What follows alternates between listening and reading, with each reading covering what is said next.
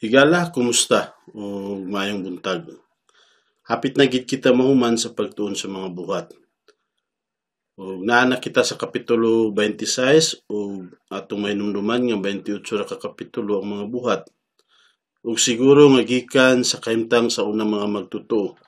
Hangtod sa kinabuhi ni Pablo, daghan na ang gitudlo kanato sa Ginoo.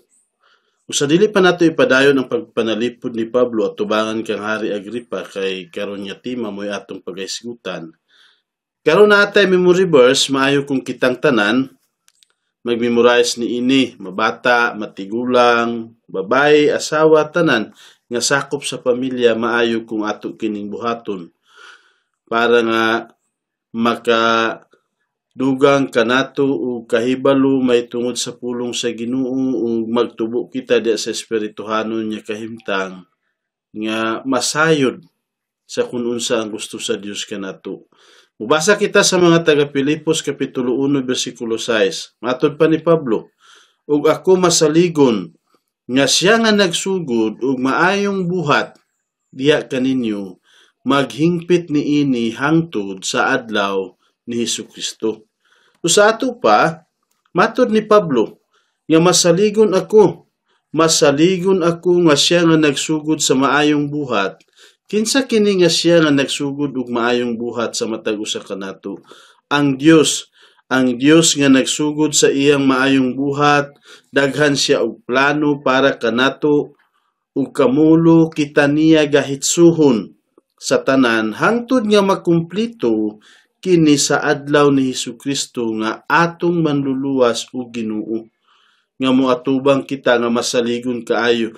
Ug gani pa si Pablo, nagsulti dinhi sa Pilipos nga ang Dios nga nagsugod sa pagpamuhat ug maayong pagpamuhat dinhi kanato, nagsaad man siya nga hingpiton niya kita hangtod sa adlaw ni Hesukristo. Mga igsuon, sa wala pa gani buhata ang kalibutan, gisugdan sa Dios ang iyang maayong buhat dinhi kanato.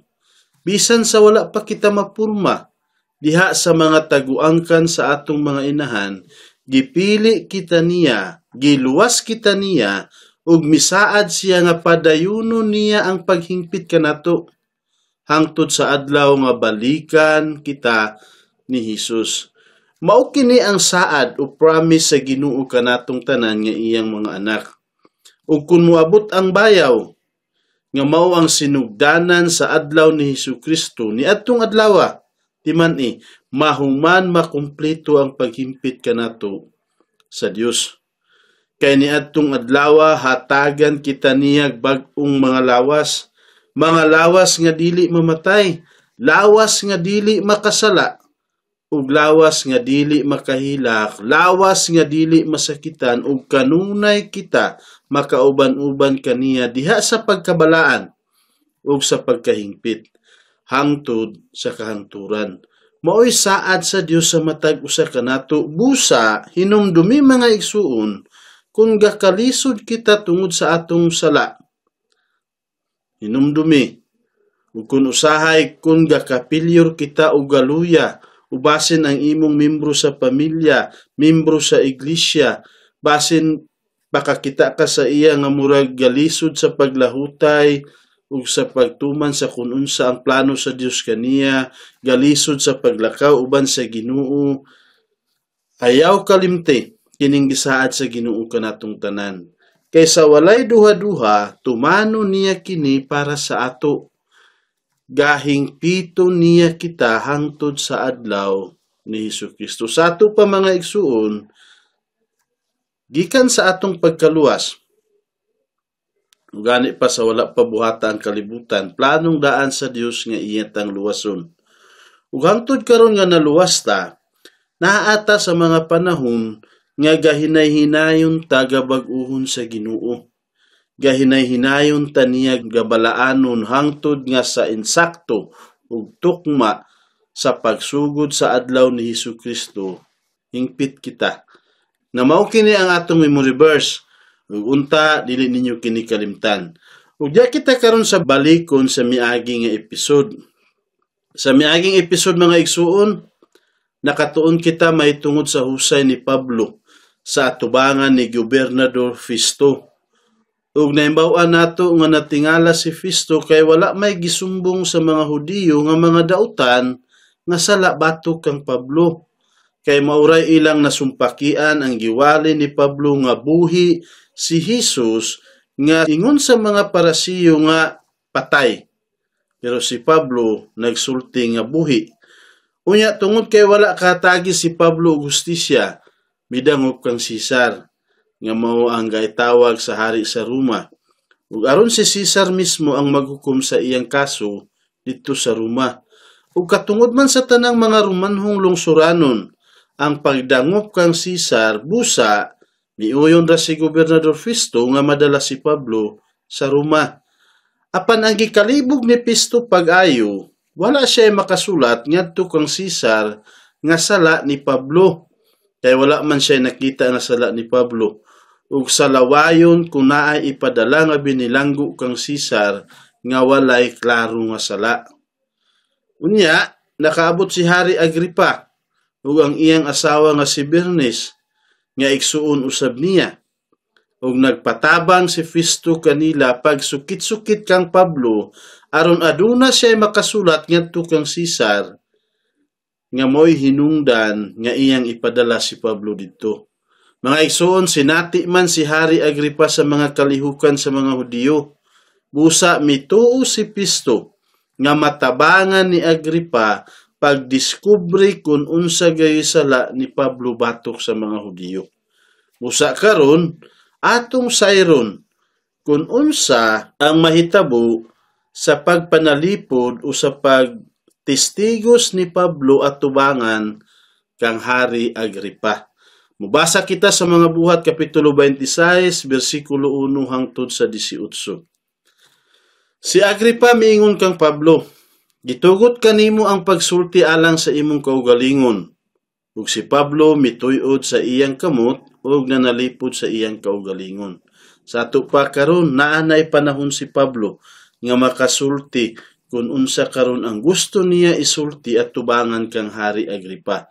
Diya sa bersikulo 2, giisip nako nga palaran ang akong kaugalingon Hari Agripa, matud pa ni Pablo, nga anhi ako sa imong atubangan maghimo sa akong panalipod karon batok sa tanang mga sumbong sa mga Hudiyo, ilabi na gayud kay ikaw nakasinati man pag-ayo sa tanang mga batasan sa mga Hudiyo.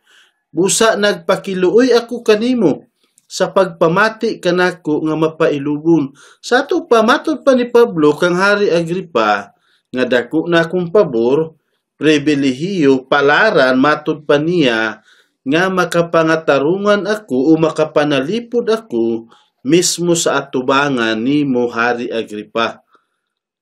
Kay ngano? Kay si Hari Agripa sinati man sa kahimtang sa mga Hudiyo. Nasusi niya, nakabalo siya sa tanan sa kahimtang sa mga Hudiyo, mga batasan man tungod kay Hudiyo man usab siya. Busa nagsulti si Pablo, nagpakiluoy ako kanimo sa pagpamati kanako nga mapailubon matud pa niya. Na atong hisgutan ang sulti ni Pablo karon dito kang Hari Agripa diya sa bersikulo 4. Ang matang sa akong pagkinabuhi sukad pa sa akong pagkabatan-on, sukad pa sa sinugdan diha sa akong kaugalingong nasod ug sa Jerusalem. Sa ato pa atong mahinumduman nga si Pablo langyaw man nga Hudiyo sa Jerusalem, kay si Pablo na tao sa Tarso nga sakop sa Cilicia o karon naa sa Jerusalem. Sa ato pa ang nasod nga Tarso usakop sa Cilicia mao ang iyang yutang na tawhan ug igo ra si Pablo langyaw nga Hudiyo dito sa Jerusalem. Balikon ko kini, ang matang sa akong pagkinabuhi sukad pa sa akong pagkabatan-on, sukad pa sa sinugdan diha sa akong kaugalingong nasod ug sa Jerusalem, nahibaluan na sa tanang mga Hudiyo. Ila nang nahibaluan sulod sa dugayng panahon, kung buot silang mupamatuod nga sumala sa labing higpit nga pundok sa atong tinuuhan, ako nagkinabuhi nga usa ka parasiyo. Matud pa niya, parasiyo ko, matud pa ni Pablo. O nailhan ug nahibaluan nila ang akong pagkinabuhi sukad pa sa sinugdan hangtod karon nga sumala sa labing higpit nga pundok nagkinabuhi ko nga usa ka parasiyo.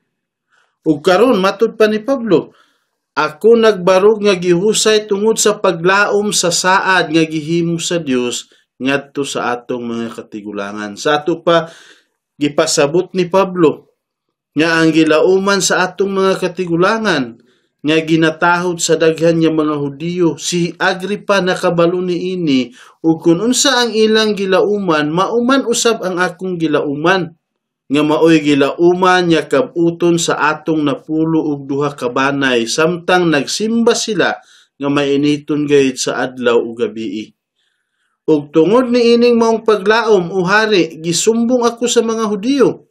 Matud pa niya, ang gilauman sa banay sa Israel o mga katigulangan nato nga kung atong mahinumduman ang 12 ka anak ni Jacob nga ginganlan og mga Israelita, kung unsa ang ilang gilauman, mauman usab ang gilauman ni Pablo.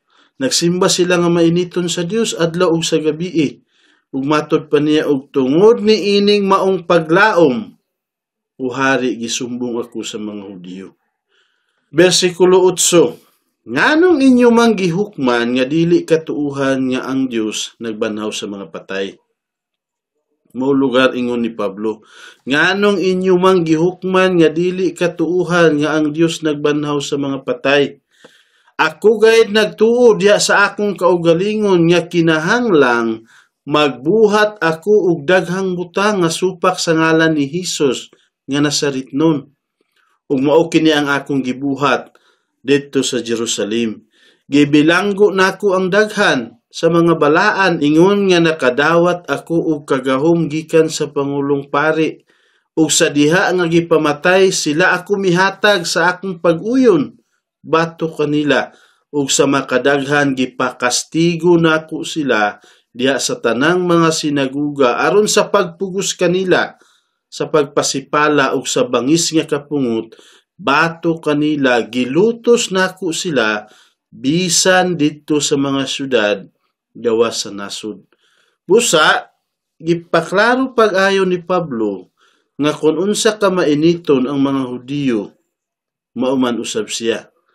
Nagbuhat gani siya sa mga butang nga supak sa ngalan ni Hesus nga Nazaretnon. Diba? Ug ang iyang gibuhat, gibilanggo niya ang mga nagsunod sa dalan, ang mga tumutuo. Ingon nga nakadawat si Pablo og sulat silbi lisensya nga mahimo niyang buhaton ang bisan unsa nga iyang gusto para niini nga mga tawo nga nagsunod kang Hesus. Nakakuha siya og panugot gikan sa mga pangulong pari. Gipamatay nila ang uban. Ug gani sa panahon nga gabutaran lugar kung kinsa ang uyon para sa pagpatay niini nga Israelita, usa si Pablo nga nakapataas sa iyang kamot nga nagpamatuod nga uyon ko nga kini nga tawhana kamatayon ang desisyon kaniya. Ingon si Pablo, matud pa niya, gihatag siya sa iyang pag-uyon batok kanila. Sa makadaghan niya panahon, gipakastigo niya ang mga tumutuo dito sa sinaguga, ug bisan man usab sa pagpasikpala, gipugos niya sila.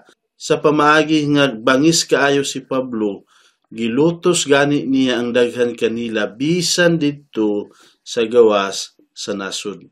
Mao kini karon ang gisulti ni Pablo at tubangan kang Hari Agripa. Ug siguro nga nabalitaan kani ni Hari Agripa kay matud pa niya nga nakasusi ug nakakita man ang mga Hudiyo may tungod kaniya. Bersikulo 12. Tungod niini, milakaw ako padulong sa Damasco. Ang Damasco, kung atong makita sa mapa, amihanang dapit sa Jerusalem. Ug didto gilakag ni Pablo ang uban nga mga tumutuo nga nagsunod sa dalan, kay ang iyang nabalitaan adunay mga naluwas nga nagbakwit didto. Padayon kita sa atong pagbasa. Tungod niini milakaw ako padulong sa Damasco nga may kagahom ug sugo sa pagtugot gikan sa mga pangulong pari. Aduna ako'y lisensya, matud pa ni Pablo. Aduna ako'y permit sa paglakag sa bisan kinsa nga nagsunod kang Hesus nga Nazaretnon. Sa pagkaudto o hari, nakita diya sa dalan ang usa ka kahayag gikan sa langit nga silaw pa kay sa adlaw, nga midan-ag libot kanako ug sa akong mga kauban. Mo'y gisulti karon ni Pablo dito at tubangan kang Hari Agripa nga sa pagkaudto na o siguro mga alas 12 nga kamulo siya gabaklay padulong sa Damasco, nakita niya diya sa dalan ang usa ka kahayag nga gikan sa langit nga masilaw pa kaysa adlaw. Hunahuna gani mga igsuon kung unsa ka kahayag ang ipakita ni Hesus karon at tubangan kang Pablo, nga mas milabaw pa gani sa kahayag sa adlaw, nga kung atong ibasi wala gid makaamimingking ang kahayag sa adlaw kay mas nakita ang kahayag ni Hesus nga susama sa gisulti ni Pablo. Og sa nangatumba kaming tanan sa yuta, nadungog nako ang usa ka tingog nga misulti kanako sa sinultihan nga Hebreo nga nag-ingon, Saulo, Saulo, nganong gilutos man nimo ako? Lisod alang kanimo ang pagpatid sa mga ugsok. Sa ato pa, gipasabot karon ni Hesus nga Saulo, Saulo, nganong gilutos man nimo ako? Ug kini gani nga sinultihan nga nadungog ni Pablo na klaro ug nasabot niya nga Hebreo ang nakigsulti kaniya ug mao mismo si Hesus ang nagpakita kaniya. Ug gani gigamit nila ang usa ka pulong nga lisod alang kanimo ang pagpatid sa mga ugsok, na kini nga mga kahimtang mahitungod sa mananap pareha sa baka, nga usahay na ay kinaiya sa baka nga sige siya musipa diya sa iyang likod, ug ang gibuhat sa mga tag-iya buhatan nila og mga ugsok ang luyon niini para nga kung musipa ang mananap mahimo niya nga disiplina kay sige siya makasipa ani nga ugsok. Ug mo'y gibuhat ug gisulti ni Hesus ngadto kang Pablo. Padayon kita sa pagbasa. Ug nangutana ako, matud pa ni Pablo, kinsa man ikaw Ginoo? Ug ang Ginoo mitubag, ako mao si Hesus nga imong gilutos. Mga igsuon kung atong makita, di ba? Karon ang mga Parasiyo, ang mga kadagkuan sa mga Hudiyo, nagpasaka og sumbong kaniya, ug ang pinakatumong gaiwaliha ni Pablo nga si Hesus ang matud pa sa mga Hudiyo patay, pero para sa iya buhi. Kay tinuod nga buhi, nagpakita sa iya sa dalan sa Damasco o gisulti niya karon sa kung unsa ang insakto. Balikon ko, og nangutana ako, kinsa man ikaw Ginoo? Ug ang Ginoo mitubag, ako mao si Hesus nga imong gilutos. Matud pa niya, dili man ang mga tumutuo ang imong gipasakitan ang imong ginalutos, kundili ako mismo. Matud pa ni Hesus, apan bangon og tindog, kay ako nagpakita karon nganha kanimo alang niining maong tuyo. Sa pagtudlo kanimo aron mag-alagad ug magpamatuod sa mga butang, diin ako imong nakita, ug sa mga butang diin ako magpakita kanimo. So sa ato pa gi-explicar karon ni Pablo at tubangan kang Hari Agripa, dili man aksidente ning tanan, kung dili si Hesus mismo nagpakita kanako ug naa siya'y dakong tuyo. Ug matud pa niya, magpamatuod ako sa mga butang, diin nimo ako makita, ug sa mga butang nga diin ako magpakita kanimo. Magpalingkawas kanimo gikan sa mga tao ug sa mga hintil, nga mao ang paadtuon nako kanimo. Sa ato pa himuon karon si Pablo nga instrumento, matud pa niya, ngadto sa mga kahintilan ug ngadto pa sa mga nasod nga paadtuan ni Hesus kaniya.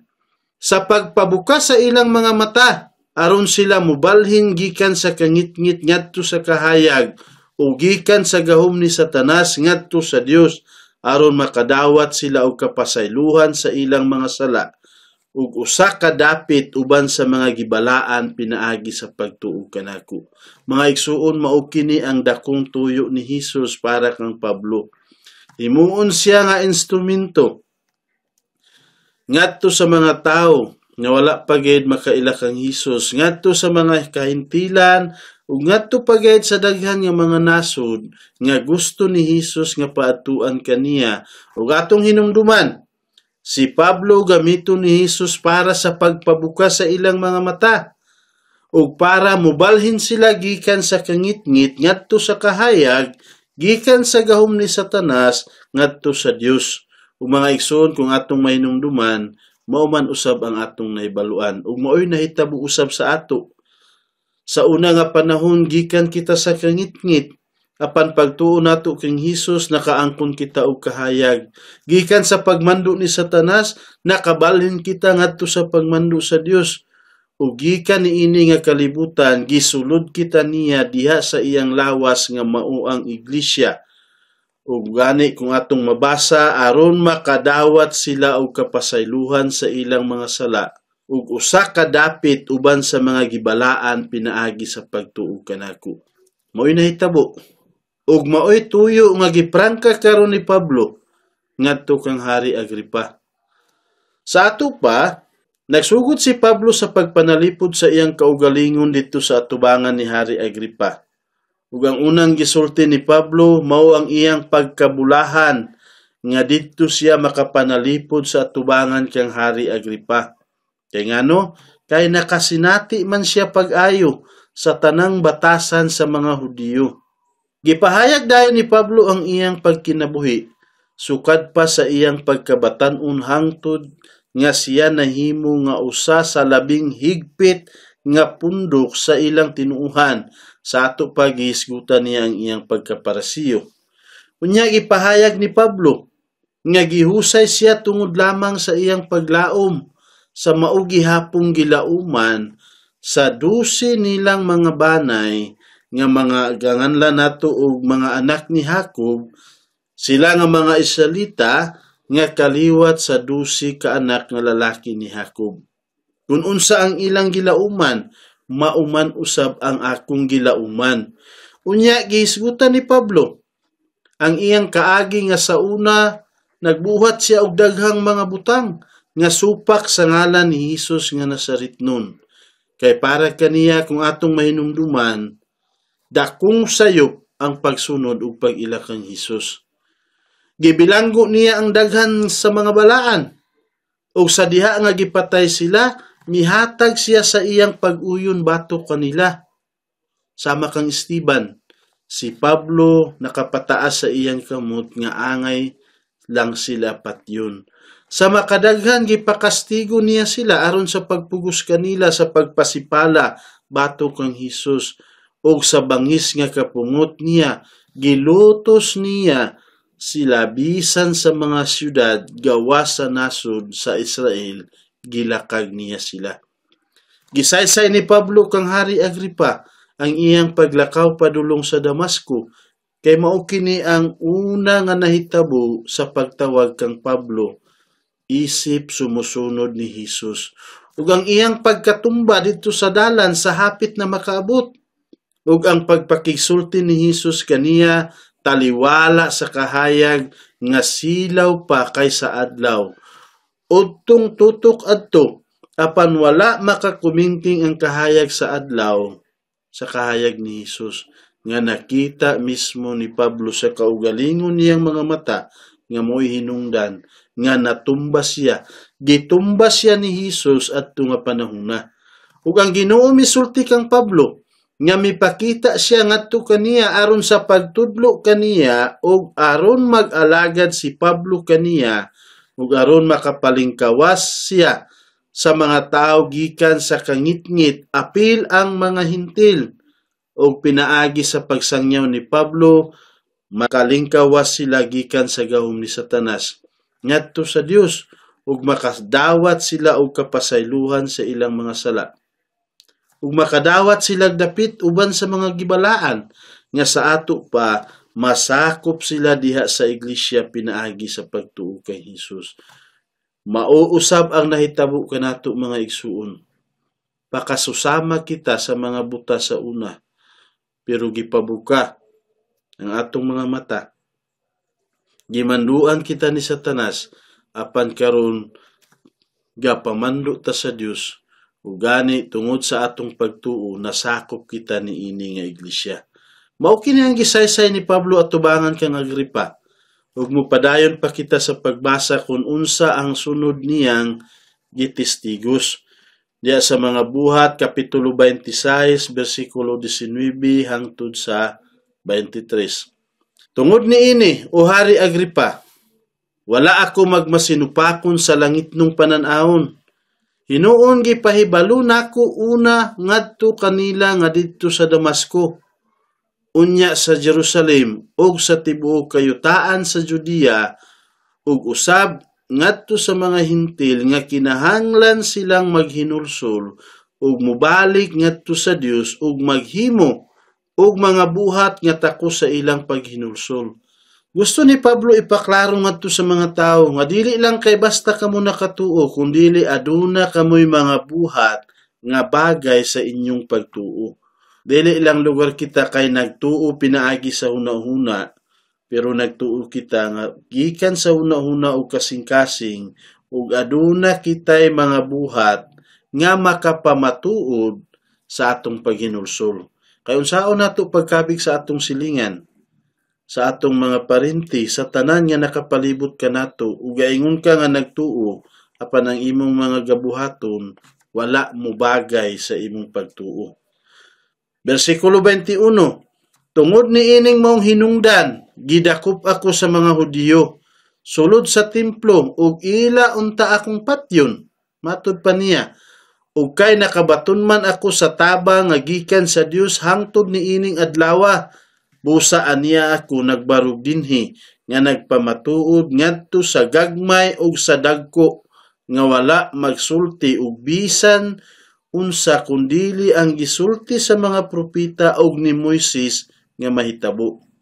Nga ang Kristo kinahanglang magantos ug ingon nga una nga mabanhaw gikan sa mga patay, siya magsangyaw sa kahayag ngadto sa mga tao ug sa mga hintil. Mga igsuon, kuyaw ang pag-esplikar ni Pablo dinhi, diba? Uban sa kaisog ug uban sa lamdag sa Espiritu Santo. Wala man si Pablo nagmakuli sa pagsulti sa kung unsa ang gusto ipasulti kaniya sa Dios. Niyon gani siya nga patyon unta ako, pero grasya sa Dios, milagro na apa karon ako nagtindog at tubangan nimo. Ug ang akong ginasulti dili man bag-o, di ba? Nagpamatuod ko ngadto sa mga gagmay ug sa dagko nga ang Kristo kinahanglan magantos ug kinahanglan nga una siya mabanhaw sa mga patay.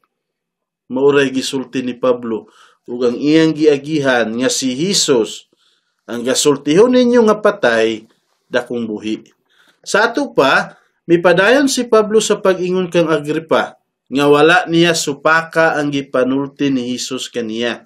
Niadtong langit nun nga pananahon, ug una nagwali sa Damasco ug sunod sa Jerusalem, sa tibuok kayutaan sa Judea ug unya ngadto sa kahintilan. Ug kining iyang pagwali mahitungod kang Hesus, maoy hinungdan nganong gidakop siya sa mga Hudiyo ug ila unta siyang patyon. Ug miingon si Pablo nga ang tanan niyang giwali mahitungod kang Hesus daan man gipropesiya ni Moises ug sa tanan niya mga propeta nga mahitabo. Busa ang iyang giiwali uyon man sa galauman ug gadahumon sa tanang mga Hudiyo. Ug miprangka si Pablo nga ang pag-antos ni Hesus ug ang iyang pagkabanhaw gikan sa mga patay, gipropesiya ng daan niya kinahanglang mahitabo. Kinahanglang gyud mahitabo, kinahanglang matuman, matud pa ni Pablo. Apan bisan kung gabasahon sa mga Hudiyo nga nagkontra kang Pablo, kining maong mga propesiya ni Moises ug sa mga propeta, mga butas sila niini.